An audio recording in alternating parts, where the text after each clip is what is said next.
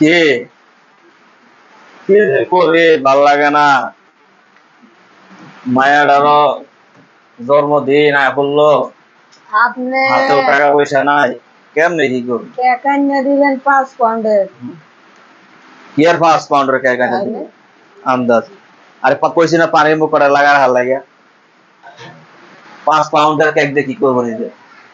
তাহলে কেক আনবেন 5 পাউন্ডের দাম কত জানে? 1500 টাকা। 1500 টাকা তা মিরপুর থেকে কিনছি না।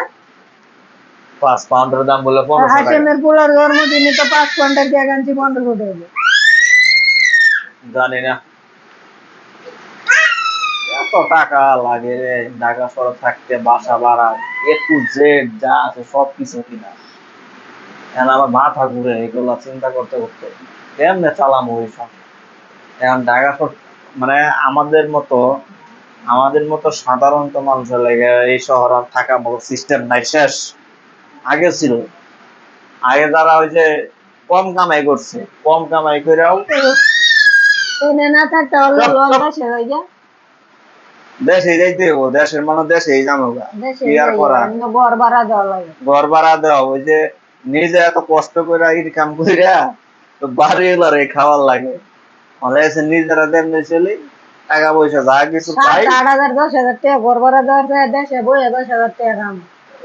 আমরা তো কষ্ট করে দিন পার করতেছি, ঠিক আছে, কষ্ট কষ্ট করে মানুষে, কিন্তু কষ্ট করে তো আমাদের লাভ হইতেছে না। ওই বাড়িওয়ালা মাসের একটা পেমেন্ট পাই যাচ্ছে, বাড়িওয়ালা ব্যাংকে টাকা রাখতেছে, তারই লাভ।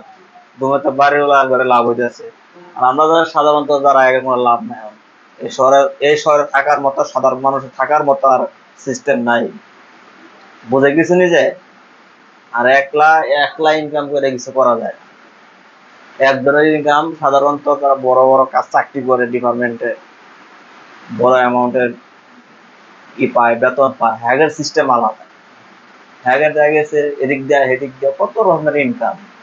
হ্যাগের 1 লাখ টাকা বাসা হবে সমস্যা না। এই জন্য আমার বসের বাসার ফ্ল্যাট বাসা 1 লাখ টাকা ভাড়া। চিন্তা করছে যে এবার 1 লাখ টাকা বাসা বাড়ায় দেয়, এবার মাসে ইনকাম কত? এই বাসা কিনা না? না না, অন্য অন্য অন্য যারা ভাড়া থাকতেছে, ভাড়াটা উঠতেছে, একজন একটা কিনলো, কিনে সে ভাড়া দিতেছে, ভাড়াটা উঠে তো পানির বিল, বিদ্যুৎ বিল, সার্ভিস বিল আছে, শুধু ভাড়া 1 লাখ টাকা। চিন্তা করছে? ওরকম যারা 1 লাখ টাকা আর ভাড়া নেয় ওরকম আগে ইনকাম আছে। হ্যাঁ, আমাদের মতো সাধারণ মানুষের খাওয়া নাই,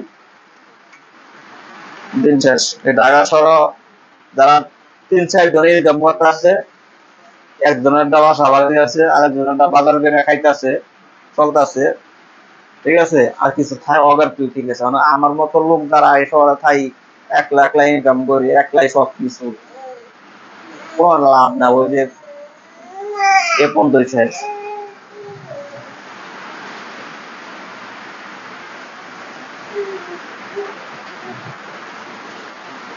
আচ্ছা, বিছানা কোথায় লাগ? বিছানা কোথায়? শরৎ বিছনা কোথায়? অনেক রাত হয়ে গেছে, ঘুমামু। আর এই যে ব্যাগটা জায়গা দিন জায়গাটা নাকি এরকম পড়ে ব্যাগটা নষ্ট করতেছে, বাংলাদেশে মানে সেটা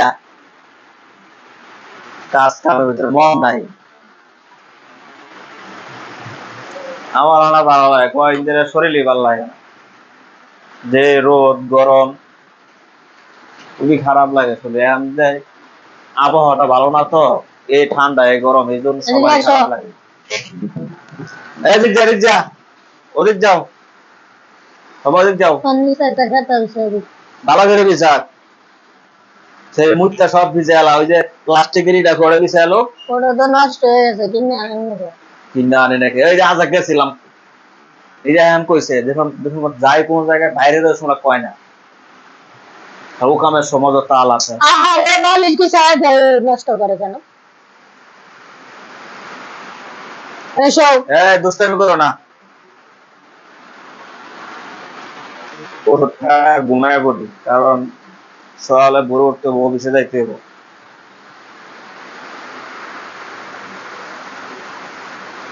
বাবা সকাল উঠতে আর আইন জ্বালাতে, সকাল উঠতে আনবো, আমি ঘুরে উঠতে যাবো, কই যাইবো? ওই বাসায় পরে খাওয়া লাগবো না।